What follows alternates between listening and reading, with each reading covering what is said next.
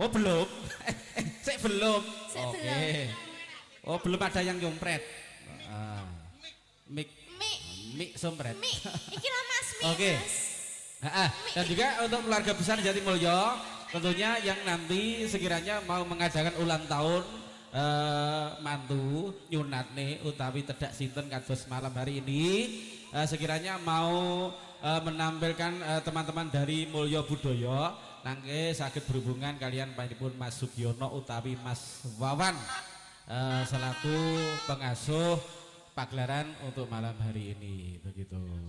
Dan juga kita sambil menunggu persiapan dari teman-teman ini tentunya sudah ready, monggo bebarengan Mas Amit di Tiru dan juga ada teman-teman yang lain monggo wilujeng dalu samangkitipun nikmati anggenipun panglipur wonten dalu punika sumangga.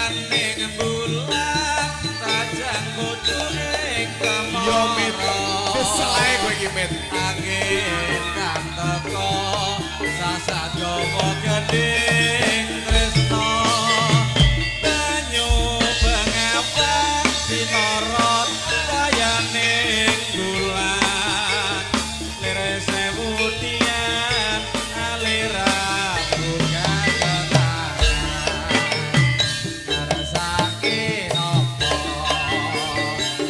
sarwono ing taman jurung taman indah kutha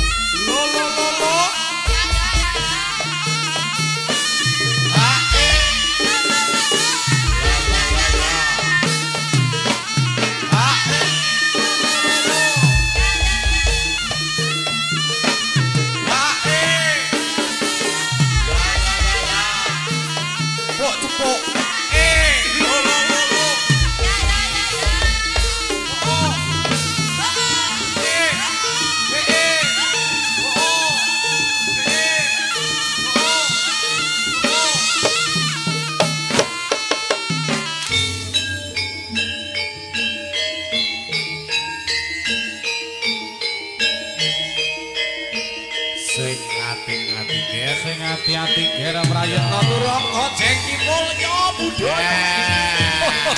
Ayo. Ayo man.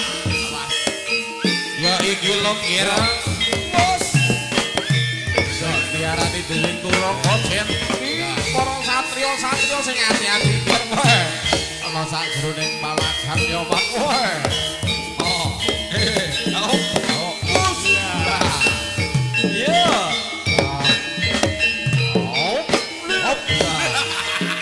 Ayo biar sing ati-ati kang ya tumandang anggem-anggem ana bandir sang singa lodra tidak miri sang raseksa ana bahamontan sarwi lumampah anyeket-nyeket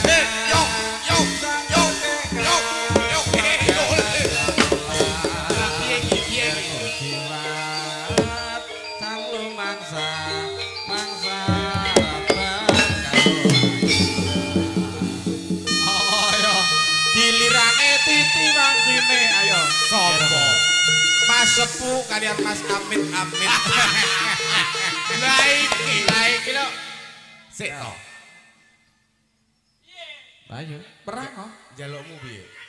sing kaya kancane meng lho Kaya kanca perang kancane salip-salipan iki mengke Mit, lah iya perang kok mit Amit.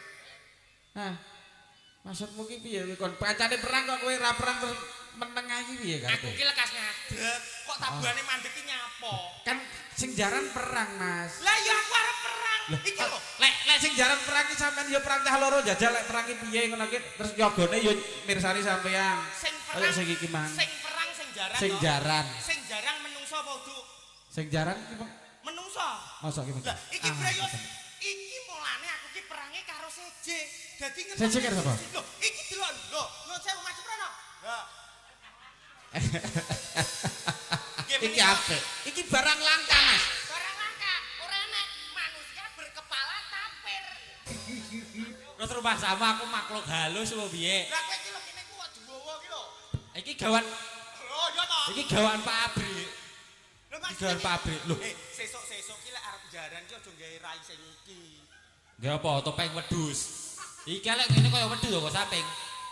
mulane iki ki wayahe kereng-kerengan perang Kereng. dudune sigrake awake dhewe Loh. kaya bocah-bocah kuwi mung lho Aku sigrak dulon, tas cilik lek langsung jajal ngimpet. ayo jajal sik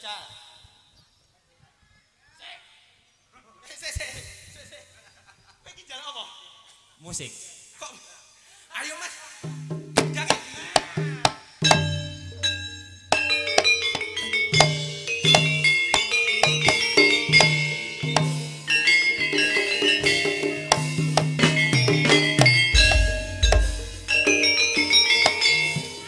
Iki wis mulai. Sigrak.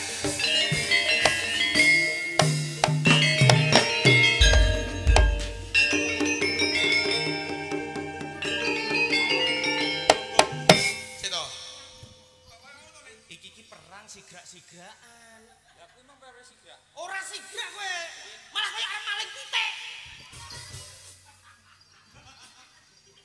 sing sigrak delok kaya iki lho delok ngene iki lho delok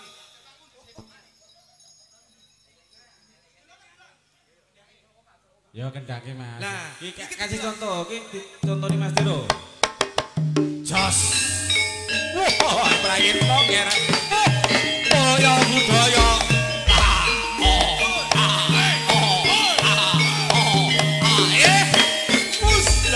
dalan kowe panggene iki lho ger awas yo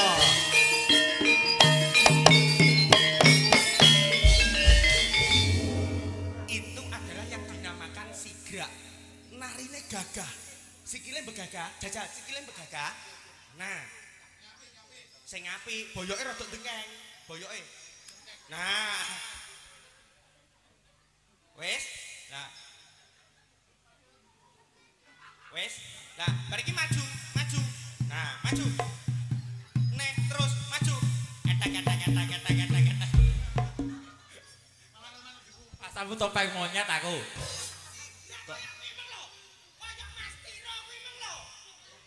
Lah, aku mau wis sigra kaya ngono mosok kurang sigra. Uang ini sebagai penari ki delok ento. Syaratnya ki enek dhewe-dhewe. Pertama ki kudu sigra. Loh, cekelan iki. Sigra. Sigra. Ya, ngono kuwi ta? Heeh. Dengkule siku. Lah, nek kene kupinge ngrungokne gendeng. Ya. Manut karo gendenge manut karo tabungane. Kupinge ngrungokne? Ngrungokne gendeng. Ya, heeh. Nah, lek wis ngono, iki sing paling angel. Apa iki? Wajahe ganteng. Weh, ngono. Pertama rungokne gending. Sigra, rungokne gending. Heeh, sing keloro telu. Sing ketelu, Heeh, rada angel, rada sing angel. paling angel. Heeh, apa iki? Wajahe ganteng. Oh, sakmono mbane ro dhewe ra iku kaya ngene kok kon ganteng kok ngendi. Ora ning ngono. Tapi kowe ora oleh berputus asa. Kowe aja sampe ngisi-ngisini iki. Oke. Bengi iki nang daleme Bapak Kakek Sugiono. Weh. Udu. Sapa, Pak? Sapa, Pak? Hah? Kakek Sugianto. Koncone plek Kakek Sugiono.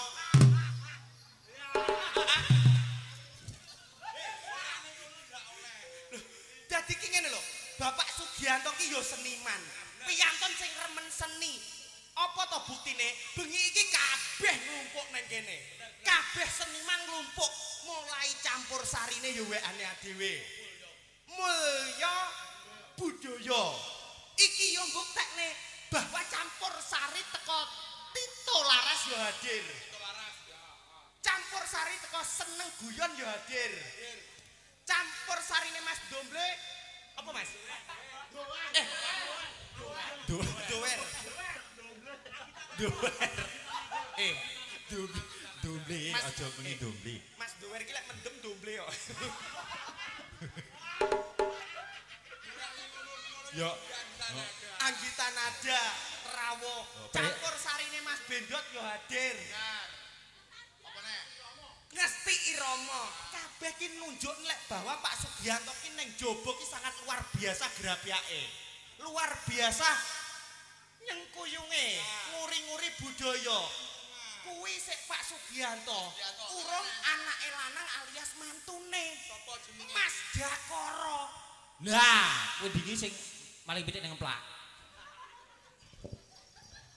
Kok maling pitik nang Enggak, ngemplak. dinge nek maling pitik jenenge Ora apa, Dok? maling. Oh. Kek ngono dijipo dhisik lek bayar sesuke. Lah, Ngerti yo ngono kowe ngerti ora pitike? ora ngerti. Dingge nyelameti mitoni anake bengi iki. Ora lho iki pitike lek tuku ning mahku ngono kuwi ndek iki. Terus, Terus ngono ya Pak Dak yo WA. lah Ro iki pitikmu tak gawa dhisik ya. Lho, saurono lho. ora. Lah aku ora ngerti WA-ne. Oh, Pak Dak anu pitike kek ning omah ning buritan. Nah, blusukan ning buritan mahku. Terus? Lah kok sing digawa pitik omku. Terus Lah ya wis kuwi bar dibeleh iki mau. kowe diseneni. Ya Tapi diseneni. yo ora ngono Mas Dakoro kuwi ngono-ngono kuwi minangka kesusu. Dadi ki selak buta selak dimasak. Bener, bener. Dadi ki ora kenyono-nyono Mas Dakoro Pak Sugianto rupian-rupian. Bangga. Tasyakuran bahwa hari ini Minggu 23 Februari 2025 alhamdulillah kelakon iso tasakuran. Alhamdulillah. Dalam rangka tasakuran bengi iki bahwa gedange wis suluh. Iki sesuk wayang Gus. Ora lek ngono iki pitoni anake. Itu lho, klo apa? Sapa? Walah, tedak siten awakmu to, Ten. Iki lho sing kok waca iki. Ayo siten iki to. Iki jenenge Sitin. Mbah, sapa? Srini. Srini mak Edakoro gitu. Tedak siten alias pitonan 7 bulanan atau turun tanah. Lah, bayi iki lek wis 7 sasi kuwi ditengeri ya kuwi tengere tedak siten atau turun tanah. Diwarai turun nang lemah. Maksudnya iki diwarai dipengeti. Diluku. Lah kok yo ngono kuwi apa? Loh, kuwi wis adat. Adate ira-irane wong Jawa. Berarti Kaya Mas Cepok mbiyen ya kok ya. Pitonan. Dah, apa cepok? mbiyen dipitoni. Heeh. El Zahra El Ezra iki lak dikurungi to. Dikurungi nggih kurungan jago. Cepuk mbiyen ya dikurungi. Neng Polres. Dadi di penjara iki.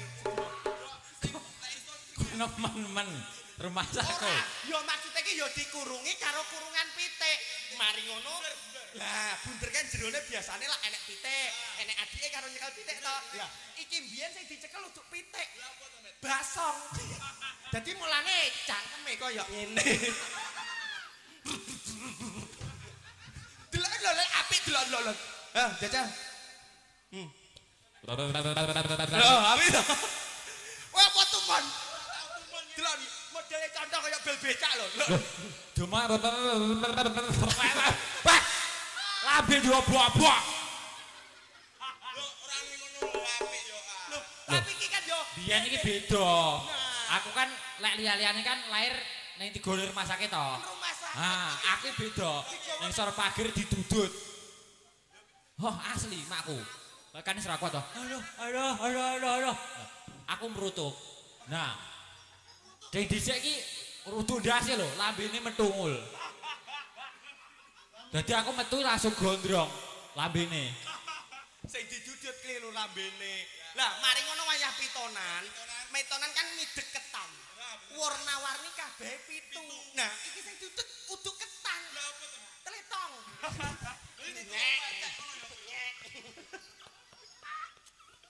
Bacot jalan makku Lho, ya. ora lho, tapi tenanan lho. Mas Cepo iki mbiyen nalika diunggahne Ondo, teko tebu ngono ke to? Lah, iki ya padha. Diunggahne nyapo kesuwen. Langsung diunggahne tower. Nemen Pah dan nemen aku ning Tapi kene. tidak menyurutkan rasa Mas Cepuk. Jadi dia tuh mempunyai kelebihan tersendiri. Wah. Alah. Ayo Mas Doer anu aminor jajal aminor. Jreng, Mas. Gila. Ngerti ora? Lek wis nyekel mic njaluk keyboard kok nadane aminor. Ngerti ora? Ngerti ora Mas Cepuk arep nyapa? Arep nyanyi. Ayo. Selawat. Nah, solawat. Alah, Piye to? Aku lomba selawat. Lomba selawat. solawat. Selawat. Ndak melu. Melu juara ngono lho.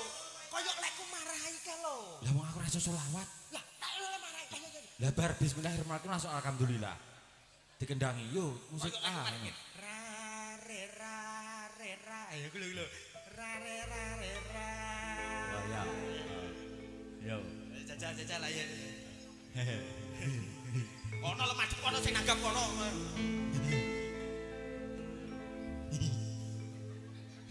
Nggih, nyuwun sewu ibu-ibu niki memang isinan Mas Cepuk niki nggih. Ora iso selawat to. Re ra.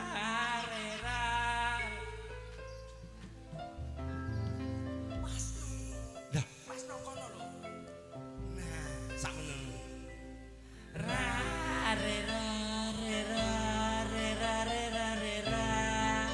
Asik.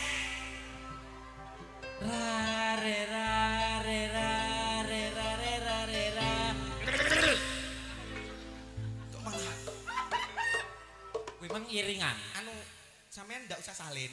Iki bablas teko dalan. Heeh. Niki mati.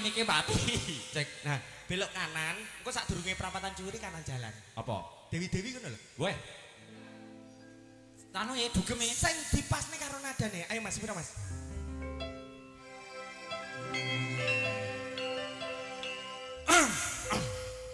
Ra re ra re ra re ra re ra re ra. Ra re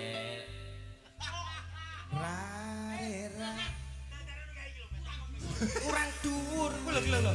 Kurang dhuwur ya Mas ya. Kurang dhuwur. Ra ra re ra re ra. Ojo dicekel mik gak ketok cah iki bahaya. Ngene lho kok. Malah kaya wong petikan kowe. Ngene lho kene lho. Aku iki mantan habis Quran. Lah, iki lho. Ayo Mas.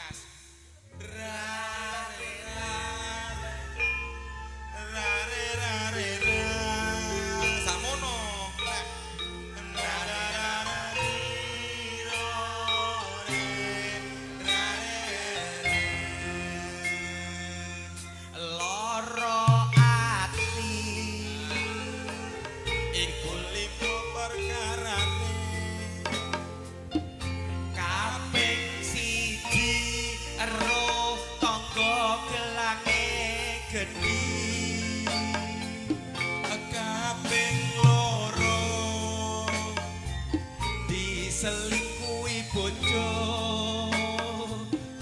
kaping telu sing lanang pesek sing wedok ayu. Kok ndak enak loh? Piye Mas? Loh, bener apa ora lek nyanyi?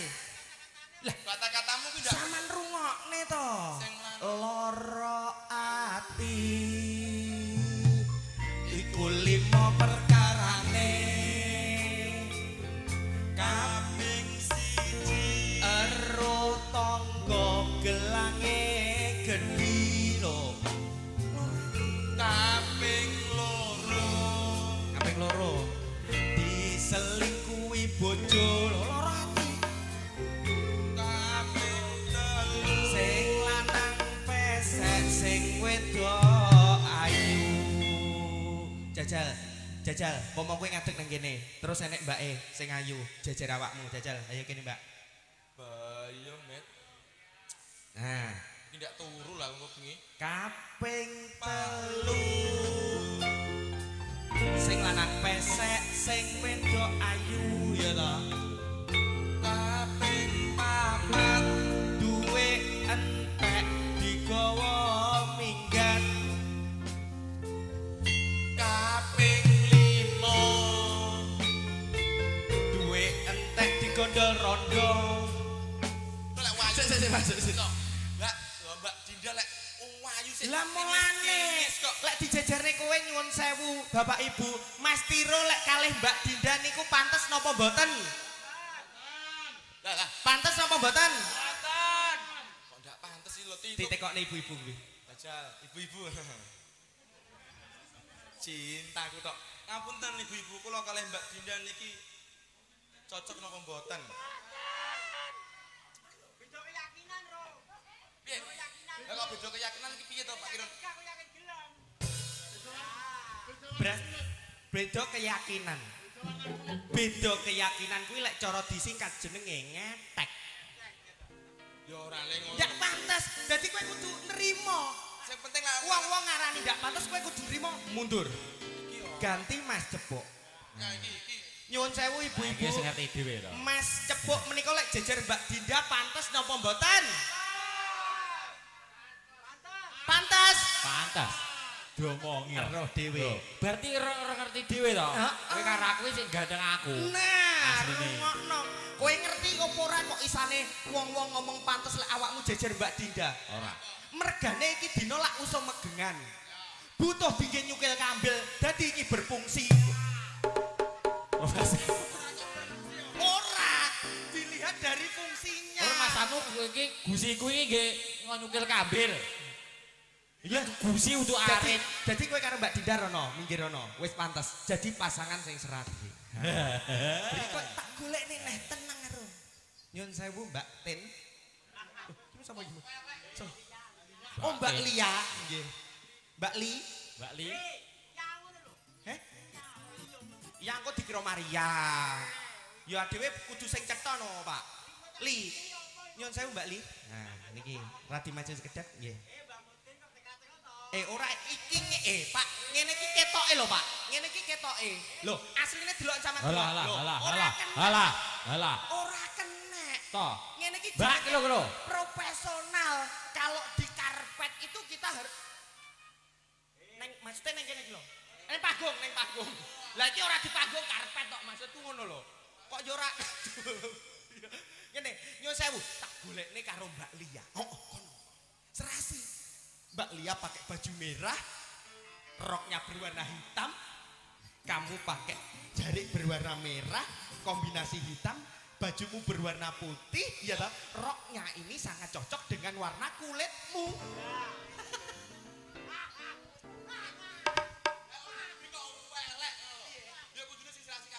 Nah, dedeke yo pas. Nyun sewu Mas Tiro kali Mbak Lia pantas nggih, Bu? Buatan. Pantas nggih? Dadi pembantu. Ora apa-apa. Neng film-film ngono kae pembantu yo iso yo. Iso tapi yo. Iso. Orane ngono sing panjak sitok lho kok ngeyel panggan. Tito lho wangel. Nggih. Sentimen itu karo video. Sentimen. Aku tak Mbak Lia ya. Heeh, karo Mbak Lia rono. Iki cek siji. Cek siji. Hah? Yo iki yo. Sewa. Iki sama. Iya. Domong yo, pilih-pilih kok. Ya saya Mbak Fajar. Aku ro, yo adewe iki kudu sopan to, Pak. Sewu. Awas Mbak sawanen kok. Mambu telek. Jane ayu ro. Tapi nyapa? Ambune kok terasi lho.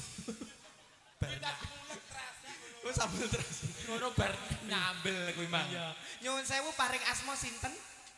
Mbak Fajar. Sapa? Fajar. Wis genah iki. Fajar iki duwe usaha pabrik rokok. Fajar Berlian. Ya, Kono ngene mbahmu kok ya. Abadra Laina. Nah, betul Mbak Fajar. Awakmu karo Mbak Lia. Cepuk karo Mbak Dinda, aku karo Mbak Fajar. Iya toh. Kowe pomosok karo Mbak Lia rabi ya. Ya, aku mau rabi ini ya ning hotel bintang 5 sing enek kolam renange. Kita sama ya Mbak Fajar ya. Nanti kita kalau menikah kita resepsi di Hotel Jambolen ya Mbak ya. Kowe neng ndi kowe karo bojomu neng ndi kowe? Ai dhewe ning dhuwur. Cepok. Tangane lho.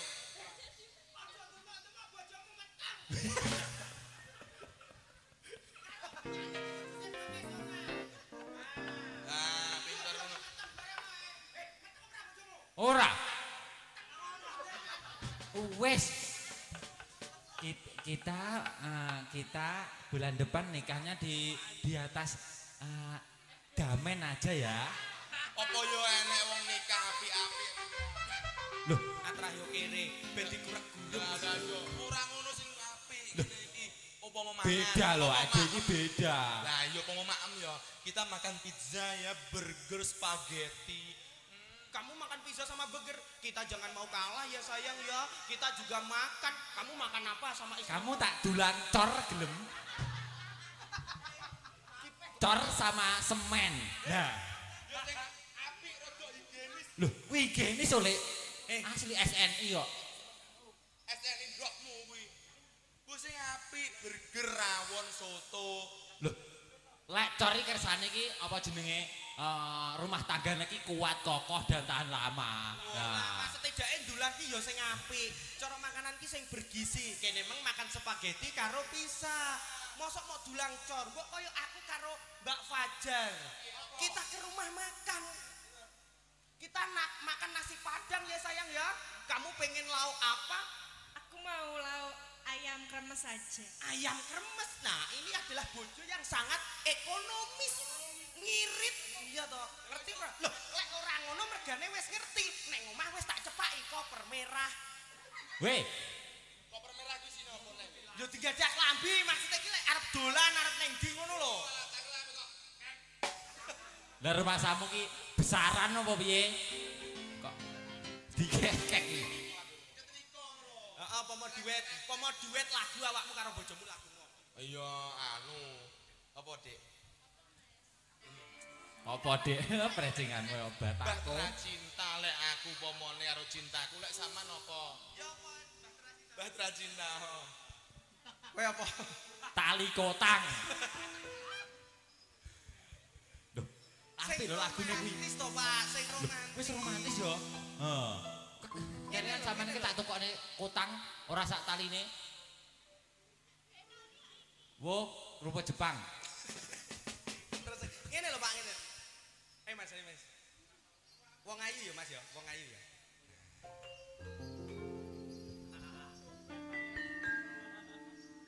Wong ayu tresnamu kinarya tombo susah jroning batinku. Wong bagus sandapno rasa atimu tresnaku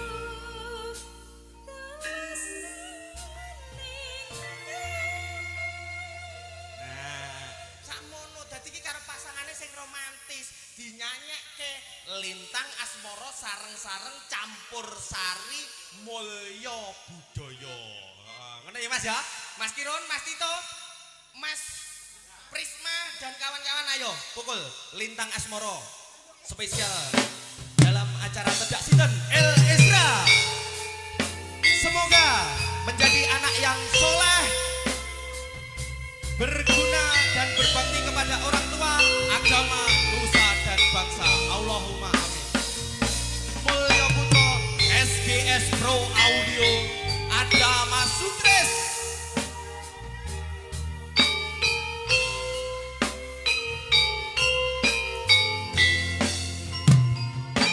Siang pantoro ratri mung eling manis sing ati setiamu bisa anduweni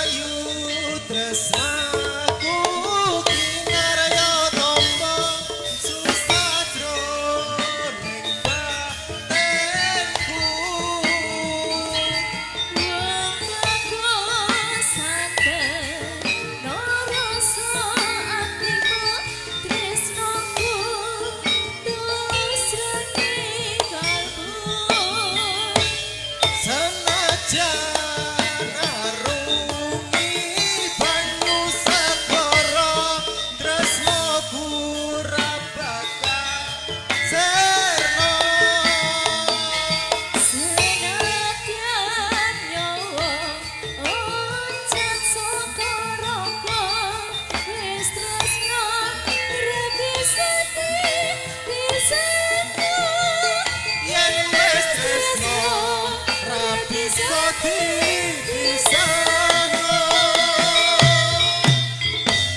terima kasih ya Bapak. Semoga lancar rezekinya. Amin. Amin ya rabbal alamin. Matur sembah nuwun atas atensi yang telah diberikan Mas Sutris. Nggih, Mas Amit. Suko parisuko nggih Mas Sutris nggih. Nggih. Lelipur sareng-sareng campur sari mulya budaya. Mengke pun kesesa kundur rumiyin, mengke tasik wonten atraksi malih. Jaranan bablas tari rampok singa barong Mas. Nggih, lan ugi Mas Amin. Nggih, siap, Bilih anggenipun kanca-kanca saking Turungga Jengki wonten ing dalu punika anggenipun gegojekan mbok bilih wonten sedaya kalepatan wonten ing dalu punika nggih nyuwun lumuntur ing Sih Samudra dumateng para rawuh lan ugi para dulur Jatimulya. Nggih, ngoten. Lan Matur ugi sembah nuwun. dalam rangka acara Tedak Sinten wonten panjenenganipun Mas Dakara kaliyan Mbak Wilis. Nggih. Sak bibaripun ngaturi kanca-kanca campur sari mulya budaya sesarengan Turungga Jengki wonten dalu punika tansah pinaring rahayu wilujeng. Ayam tentrem rumah tangganipun lan ugi kathah rezekinipun. Amin amin ya rabbal alamin. Nggih, Mugi-mugi napa ingkang badhe ngersakaken campur sari mulya putra saged berhubungan langsung Bapak Mulya Budaya. Mulya Budaya. Saged berhubungan langsung kalian Bapak Sugianto. Dan juga ini buat dokumentasi Mas Amit. Ini Mas Dakara kalian Mbak Wilis niki bisa foto bareng untuk balapan ini. Dokumentasi. Ndak apa-apa. Ndak apa-apa. Yang penting Mbak Wilis kalian Mas Dakara. Mas Sugianto, monggo. Di foto rumiyin.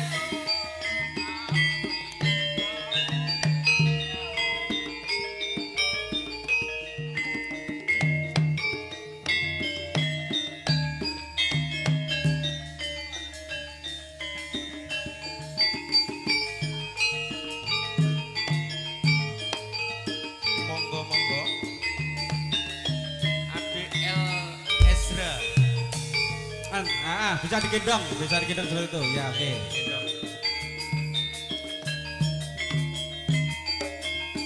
Tolong buat Mas kamera, buat dokumentasi keluarga besar dari Mas Dakara dan juga Mbak Wilis.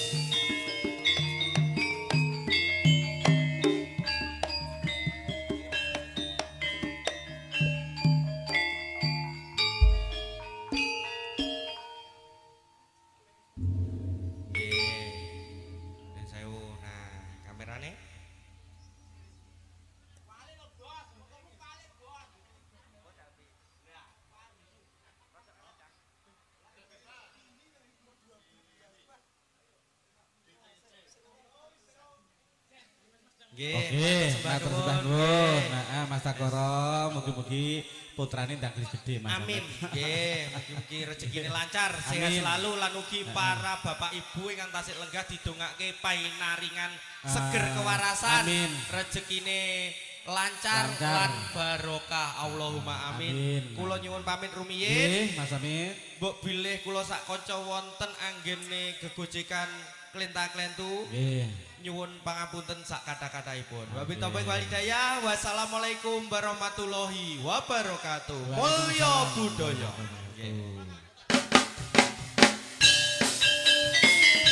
Monggo dumateng para mbak-mbak katuran jumeneng wonten ing sasana ada kendang kangen wonten ing dalem bersama Mulya Budaya.